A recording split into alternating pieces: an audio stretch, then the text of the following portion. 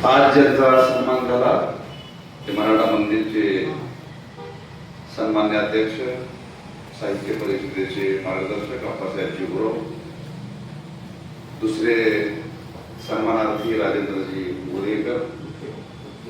मुदगेकर, साहित्य परिषदेचे कर्नाटक राज्याचे प्रदेशाध्यक्ष श्रीमाके देवेंद्रजी पाटील, बेळगाव जिल्ह्याचे आमचे साहित्य परिषदेचे जिल्हाध्यक्ष ॲडव्होकेट सुधीरजी चव्हाण, अरुणाताई गोजे, पूजा सुतार, चौगुले साहेब, श्रीसंत मोरेजी आणि सर्वच मान्यवर. खरं तर आणि माझ्या समवेत तिथं खरं तर आम्ही जे आलोय ते श्रीमंत युवराज संभाजीराजे भोसले तंजावर संस्थानचे, त्यानंतर अजय शिक्षण संस्थेचे अजयजी साळुंके आणि माझे सहकारी कवी मित्र किशोरजी टिळेकर. मी 1 मिनिटामध्ये माझी भूमिका विशद करणार आहे. कारण मी माईक हातात घेतलं की लवकर काही थांबत नाही, मला माहिती असेल. पण ही काही बोलण्याची वेळ नाही. कुठं किती बोलावं याचं नेमकं आत्मभान मला आहे. नाही, हरकत नाही काय. तर हे साहित्य संमेलन आम्ही 23 सप्टेंबरला आपण आयोजित केलेलं आहे. त्यातला महत्वाचा भाग जो आहे त्याबद्दल मी भाष्य करणार आहे. हे तामिळनाडू राज्यामध्ये आणि मराठी भाषा जन्मल्यापासून पहिलं साहित्य संमेलन आहे. हा पहिला ऐतिहासिक संदर्भ आहे. दुसरा ऐतिहासिक संदर्भ जो आहे, हे संमेलन व्हावं याकरता गेले 2 वर्ष संभाजीराजे आणि आम्ही प्रयत्नशील होतो. तर हे सरपोजी राजे भुके यांचं साहित्य संमेलन का घ्यायचं याची भूमिका अत्यंत महत्वाची आहे. सरपोजी राजे भोसले हे जे आहेत, साहित्य, कला, संगीत, आरोग्य, शिक्षण या क्षेत्रामध्ये त्यांनी केलेलं कार्य अतुलनीय आहे. या देशातले नव्हे तर जगातले सगळ्यात जास्त भाषा पारंगत असणारे व्यक्ती जर कोण असतील तर ते द्वितीय सरपोजी राजे भोसले आहेत. त्यांना 28 भाषा येत होत्या. हा नवीन संदर्भ सुद्धा जो आहे तो जगासमोर आला पाहिजे. आणि एकूण भारतातल्या 4 प्रादेशिक भाषेतली पहिली नाटकं सरपोजी राजेंनी लिहिली आहे.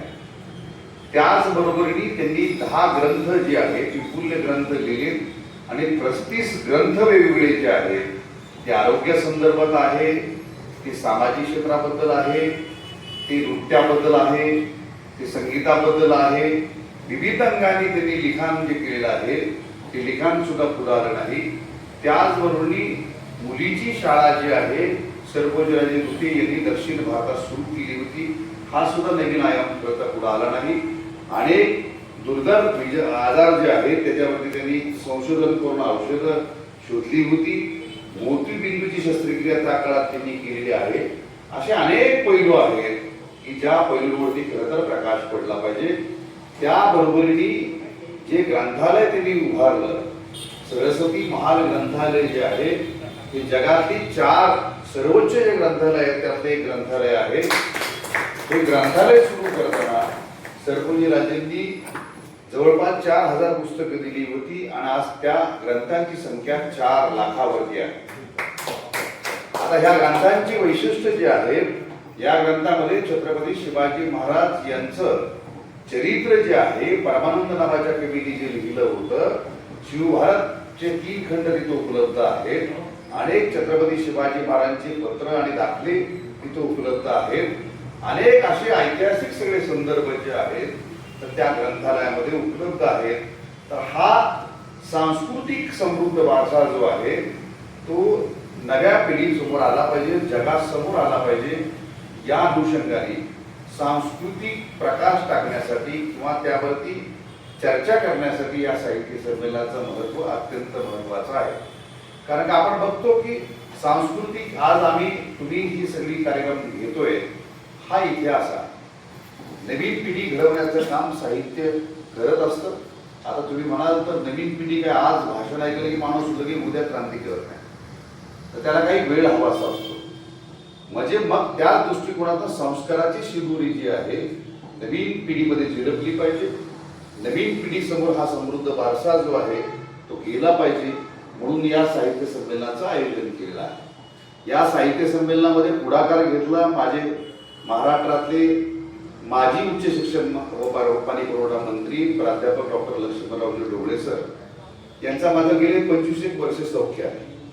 साहित्यावरती प्रचंड प्रेम करणारे व्यक्ती, साहित्य संमेलनामध्ये आणि अत्यंत वक्तृतामध्ये वाकबदार वक्ते म्हणून महाराष्ट्राला परिचित आहे. तर आता 5-6 महिन्यापासून त्यांचा माझा संदर्भ बोलणं सगळं सुरू होतं विविध आणि ते म्हणजे शरदराव एखादं साहित्य संमेलन आपण सुरू ह्यांच्या कार्यातून जे आजपर्यंत त्यांनी काम केलं आहे, खूप मोठं काम जे गिनीज रेकॉर्डच्या लेवलला काम केलं आहे. साहित्य संमेलन 196 साहित्य संमेलन घेऊन ते माझे मित्र आहेत, हे माझ्यासाठी खूप आनंदाची गोष्ट आहे. आणि त्यांच्या आणि आमच्या दोघांच्या विचारामधून आम्ही साहित्य संमेलन जर महाराष्ट्रात झाले, गुजरातमध्ये झाले, कर्नाटकात झाले, तर तमिळनाडूमध्ये का नाही व्हावं?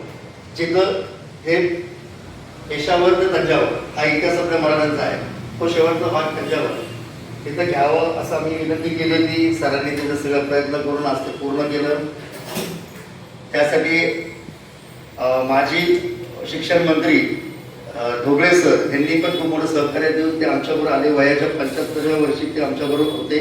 मागचे 4 दिवस थोडंसं त्यांना त्रास व्हायला लागला, शुगर बिगर होते, लाईटली खाली गेले नाही. म्हणजे आज ते पण आपल्या कार्यक्रमाला उपस्थित असले असते, पण तरी पण त्याचे जावई आणि शिक्षण संस्थेचे पूर्ण जे पाहतात ते सगळे त्यांच्या अंडरमध्ये आहेत. ते आपल्याबरोबर आहेत अजय सावंगे सर आणि त्यांची जी टीम आहे मिशन ऑलिम्पिक, ती टीम इथं आली वेळ काढून आणि खूप बरं वाटलं. त्याची ही सर्व आपली बेळगावकरांची खूप इच्छा आहे. सांगायचं साहेब काय उपस्थित सर्व मान्यवरांना प्रणाम करतोय. काय झालंय, आपण बेळगाव सीमाविषयी ना खूप म्हणजे काय अभिमानी आहोत आणि छत्रपती शिवरायांचा वारसा जपण्याचं काम मी बेळगावात करत असतो. आणि आज सगळ्यात काय झालंय, आपण संपूर्ण महाराष्ट्र म्हणजे 2 गाड्या येतात, सातारा म्हणा, कोल्हापूर म्हणा, आवर्जून जात असतो. पण तंजावर जायचा आपण योग आजपर्यंत आला नव्हता साहेब. राजे तुमच्या या जे निर्णय घेतलाय या साहित्य संमेलनाच्या निमित्तानं आम्ही निश्चित बेळगावकर या तंजावरला भेट देऊ. हे आपले एक पर्वणी म्हणून पावगे ठरणार नाही.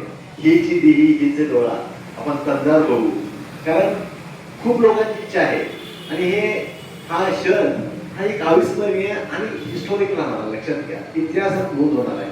तेव्हा साहेबांनी गोरे साहेबांनी सांगितलं पहिलं साहित्य होतंय. एवढी मोठी व्यक्ती सरपंचराजे यांनी एवढं मोठं साहित्य केलेलं आहे, पण आमच्या लोकांपर्यंत पोहोचलं नाही. खरोखरच एक दुर्दैव म्हणावं लागेल त्या काळी. मग हे जोमानं हे काम आपण पुढं नेण्यासाठी आपण काम करतोय. आणि खरं तर हे श्रेय सगळ्या या वडीलधाऱ्या आपल्या माणसांचं आहे, मार्गदर्शकांचं आहे. या ठिकाणी 1-2 शब्द